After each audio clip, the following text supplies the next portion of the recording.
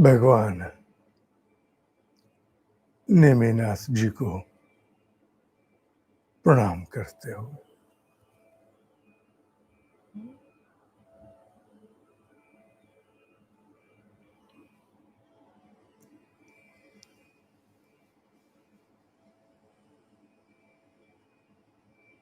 नमोकार मंत्र प्रथम। नमो अरिहंतान।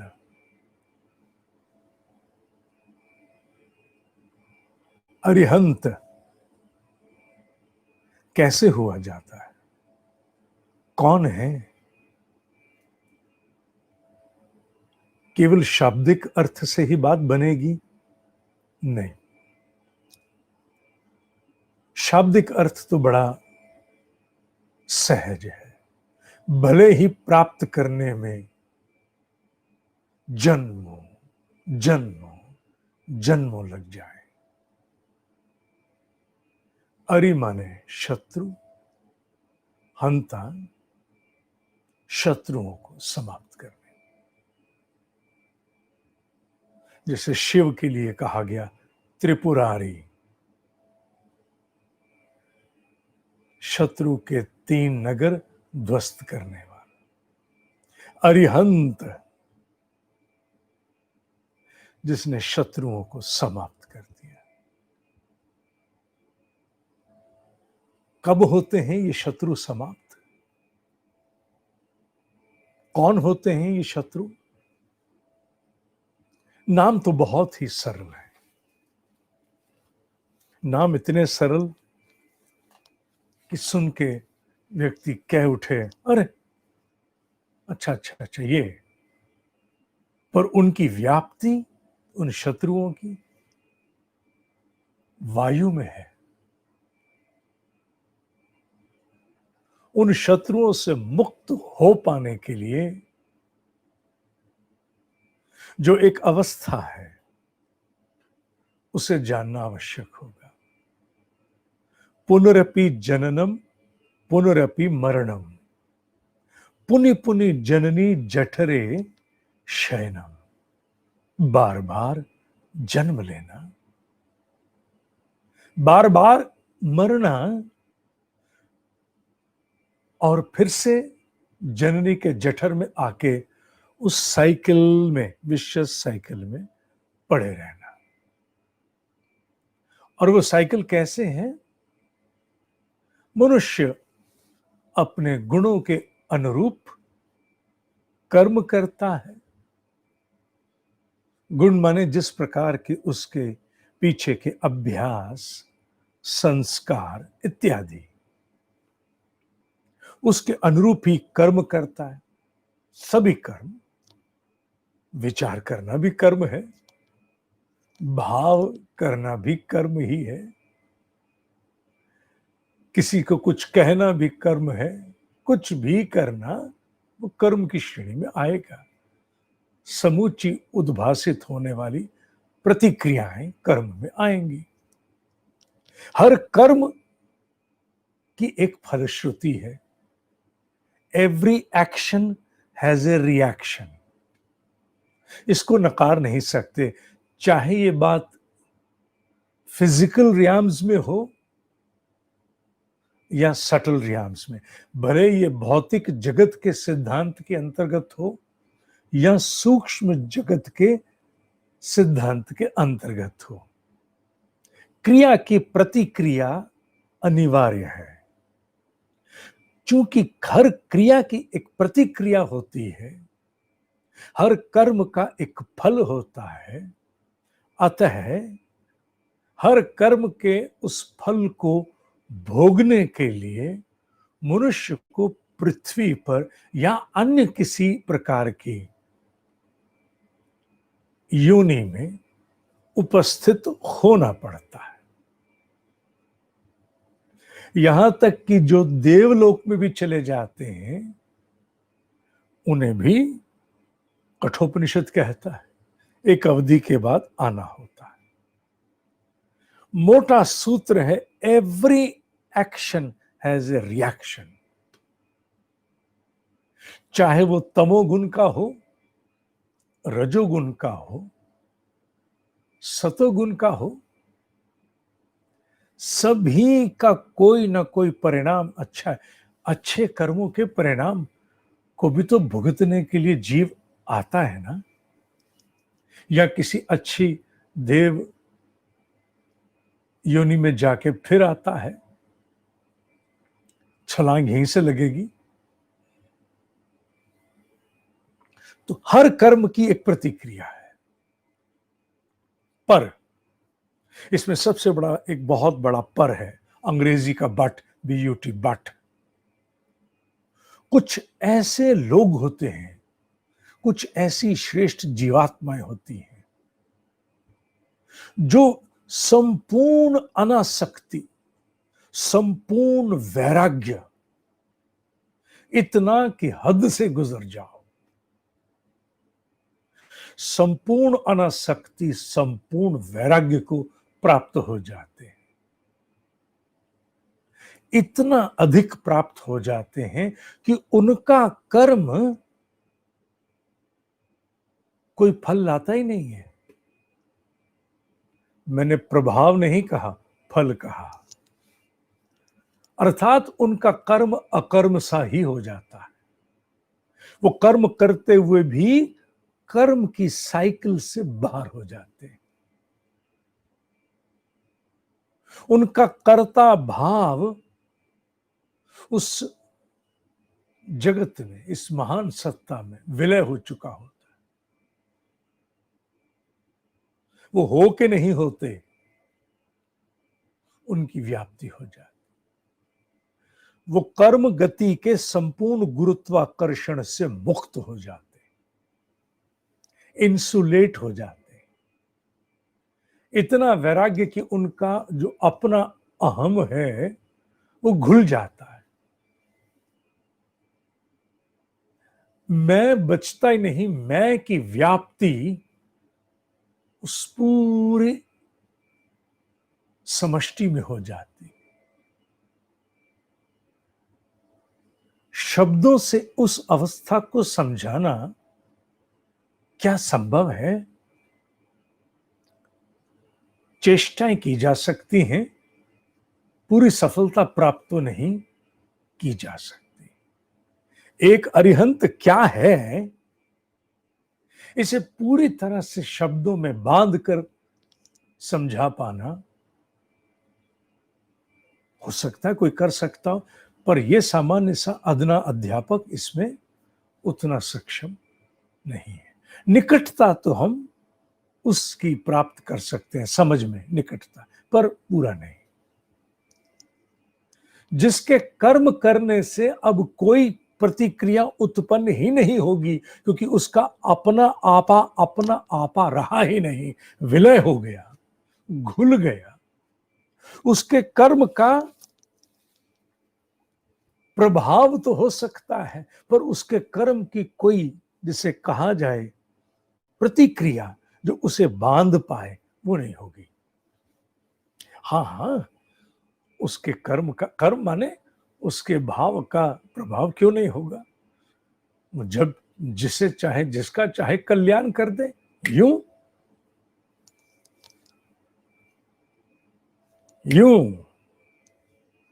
पलक झपकना तो एक मुहावरा है, वो मुहावरा भी इसके सामने छोटा पड़ जाए इतनी जल्दी, क्योंकि वो ब्रह्ममयी हो चुका, उसकी समष्टि में व्याप्ति हो चुकी। अब प्रकृति इत्यादि सब नीचे है।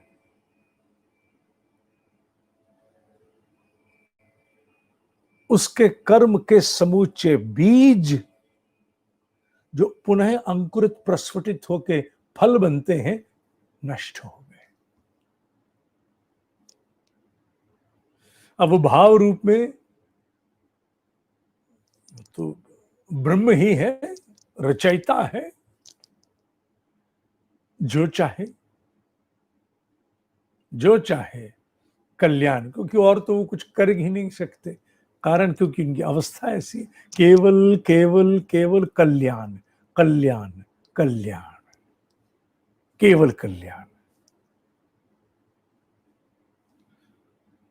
जीवन मृत्यु अब उनके सामने बहुत पुराना खेल हो चुका। हां, गए वो इसी मार्ग से हैं, तप करते हुए, साधना करते हुए। उन्होंने इन शत्रुओं का दमन किया है। वो शत्रु जो आसक्ति को जन्म देते हैं, बांधते हैं, चाहे वो लोभ का हो, मोह का हो, अहंकार का हो, कुछ भी हो। कुछ ज्ञानियों ने कहा है कि मुख्य शत्रु मोह है, आसक्ति, बायस, जो बांधता है किसी न किसी रूप में। मोह केवल संतान से नहीं होता, गलत बात। संतान के मोह से भी बड़ा मोह है किसका? अपने विचार का मोह। अपने विचारों के साथ मोह करके मनुष्य संतान को भी छोड़ सकता है। मोह के अनेकों स्वरूप हैं, एक थोड़े ना है। लॉ में पढ़ाते नहीं है पेक्यूनरी बायस, दूर दराज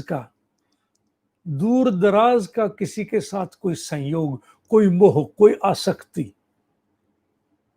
मोह की डिग्रीज हैं, निकट, अति निकट, दूरस्थ,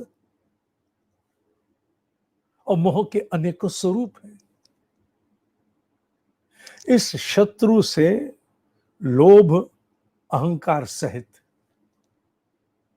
जो पूर्णतः मुक्त हो गया, अब उसे वो व्याप नहीं सकते।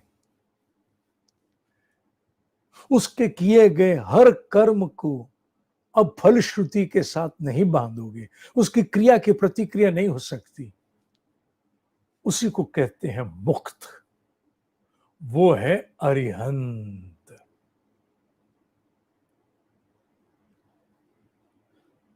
शरीर में भी हो सकता है, बिना शरीर के भी हो सकता है, क्योंकि शरीर उसके लिए बचा ही नहीं। समस्या एक ही है, हमें किससे क्या मांगना चाहिए हमें यह नहीं पता होता। ना तो हम ज्योतिषी से सही सवाल पूछ पाते जिससे सही मार्गदर्शन प्राप्त कर हम अपने जीवन में आवश्यक परिवर्तन करके आगे चलें। हमें सही सवाल पूछने नहीं आते। सच तो ये है, हमें अपनी ही समस्याओं के सही प्रश्न भी गूंथने नहीं आते। कई बार हमें यही नहीं पता होता हम चाहते क्या है, जानना क्या है। इसीलिए जब मैं कभी कहता हूं किसी को कि मुझे लिख करके भेजो और स्पष्ट करो, तो वो अपनी पूरी सजगता को एकत्रित करके, मैं नमो अरिहंतानम पर हूं, वहां से हटा नहीं। जब मैं कहता हूं उस प्रश्न स्पष्ट करो, तो फिर वो लिखने के लिए बैठते हैं तो सोचते हैं, बोलने में तो बहुत बोलते जाओगे, लपेटते जाओगे। वो लिखने शुरू करते हैं तो फिर और स्पष्टि होती है, क्योंकि मनन होता है, मैं क्या चाहता हूं, क्या चाहती हूं। और कई बार उनके प्रश्न को दोबारा से फ्रेम करने में भी सहायता करनी पड़ती है। तुम ये चाहते हो वस्तुतः, हाँ ये मुझे कहना नहीं आ रहा था। नमो अरिहंताणम जब इस हृदय से उठे, पहले तो ये यहां के लिए नहीं है प्रार्थना, ओम नमो अरिहंत ना, no no no no no no, यहां से समय लो, पहले अपने आप को बिठाओ, पहले अपने आप को बटोर लो, पहले अपने आप को इकट्ठा करो, पूरी सजगता में आओ, हटाओ अपने आप को पिछली कॉल से, व्हाट्सएप के मैसेज से, वीडियो से, किसको उत्तर देना है, किसकी अपॉइंटमेंट, पहले हटाओ। नहीं हटा सकते तो बैठो मत।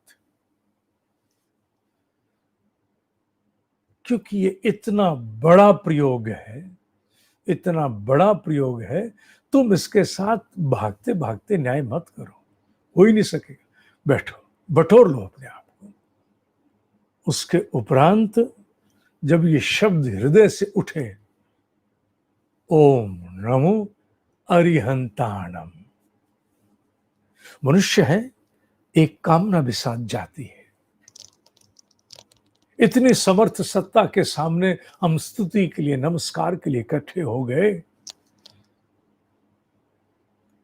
झोली फैला के बैठे हैं, मांग क्या रहे हैं, सोचना होगा। वो जो संपूर्ण आसक्तियों से मुक्त हो चुका, वो जो कर्म और उसकी गति के प्रभाव से मुक्त हो चुका, वो जो जन्म मरण के बंधनों से मुक्त हो चुका, वो जिसके पलक झपकते ही जीवात्मा का कल्याण संभव है, जो आत्मरति आत्मतृप्त कर सकता है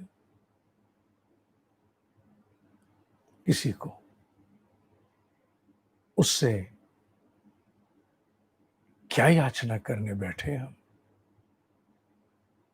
ये जब शब्द यहां से गूंजे, नमो अरिहंतानम, तो हृदय की गहराइयों में वो अवस्था होनी चाहिए। कौन है ये? कौन है? कौन है अरिहंत? कौन? इस कौन का भाव अगर साथ में गुथ जाए इस शब्द के साथ, तो मनुष्य पलक झपकते ही उनकी सत्ता से गुथेगा।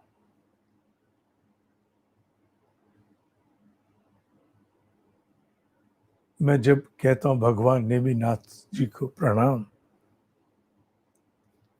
उस कक्ष को याद करता हूं, उनके जीवन को याद करता हूं, उनके नीचे मां को याद करता हूं। क्या तप था!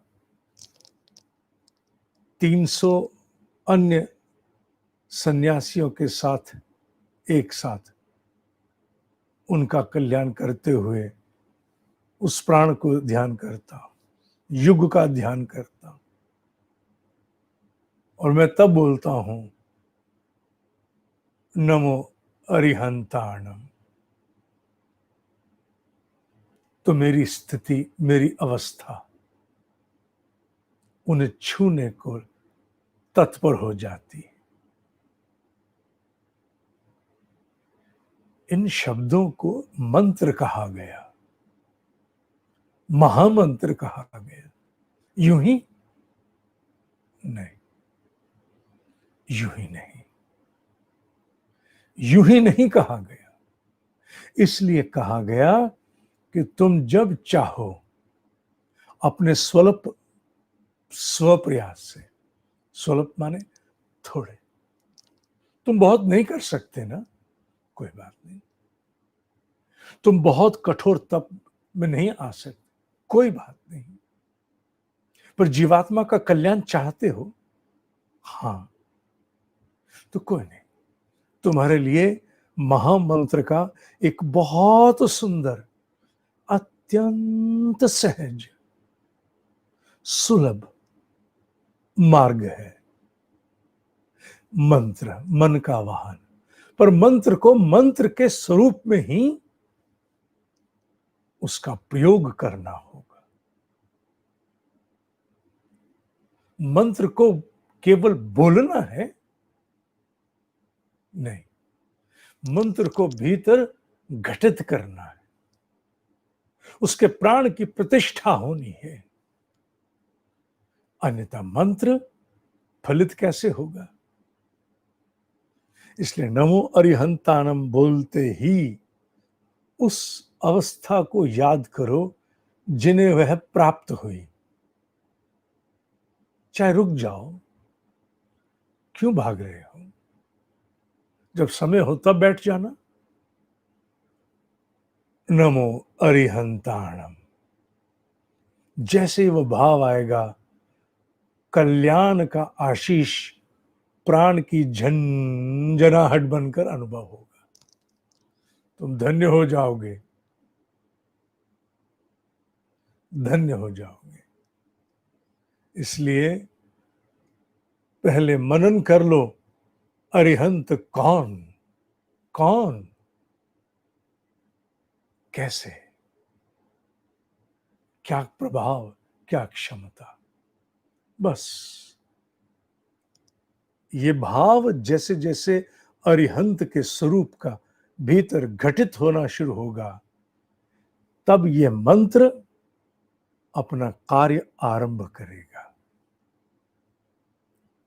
जो आत्मिक प्रगति चाहते हैं, जो अभी नहीं जगे, उनके लिए नहीं कह रहा। उन्हें आवश्यक है कि वो मंत्र का प्रयोग वैज्ञानिक स्वरूप में करें, और वो हृदय से उठने वाले भाव से है, संयोग से है, संपर्क से है, केवल यहां से बड़बड़ करने से नहीं है। संयोग, कनेक्ट। नमो अरिहंतानम, और इस पर स्थिर हो जाओ, उस भाव। उनका आलोक, उनका प्रकाश, उनका आशीष, तुम्हारा कल्याण, इस भाव से तत्क्षण होना, यात्रा आरंभ।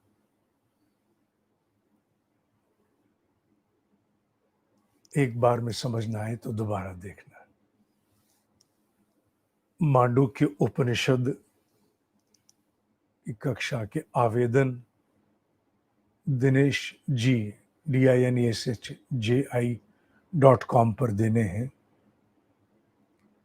मैंने पूर्व में भी कहा था, कल फिर किसी ने गलती हुई।